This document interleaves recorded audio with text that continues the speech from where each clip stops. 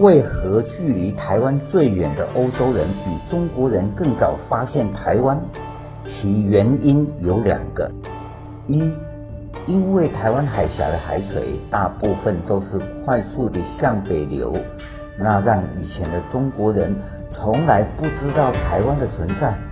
从这个美国太空总署 NASA 用30个月拍摄的卫星影片，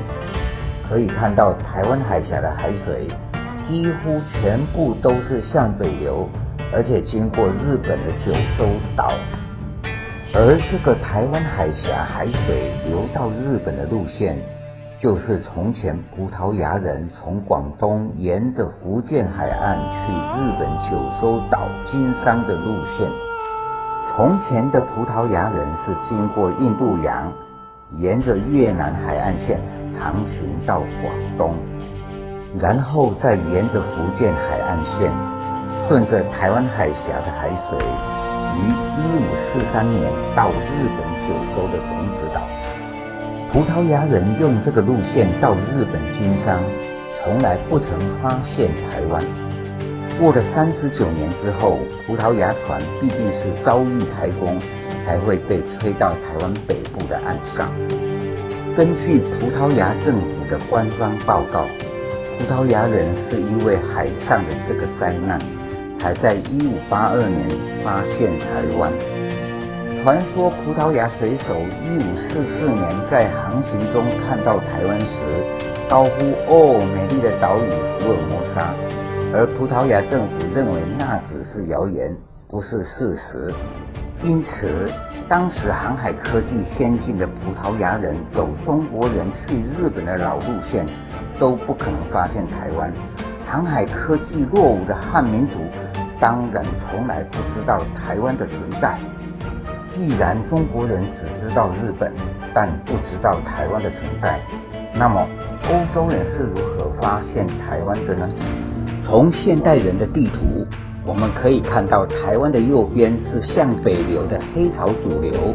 台湾的左边是比较弱的黑潮支流，混合强大的西菲律宾海水，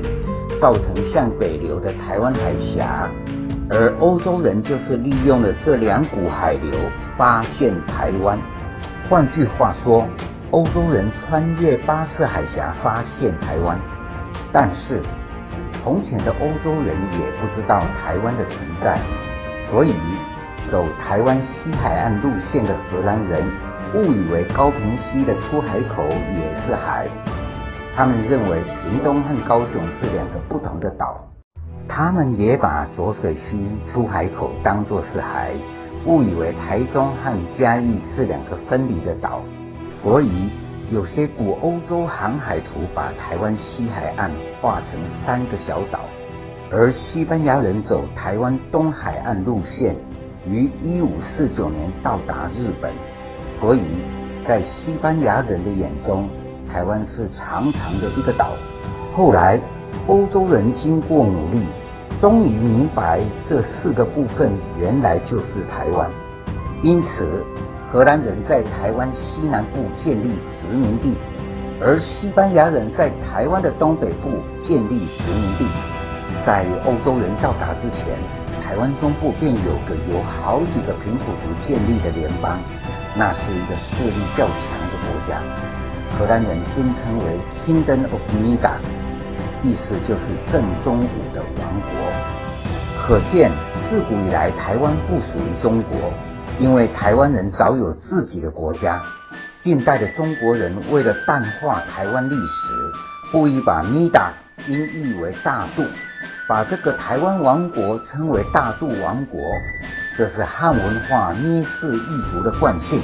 这些年来，中国人称呼的汉城已经被韩国正名为首尔。为了台湾人的尊严，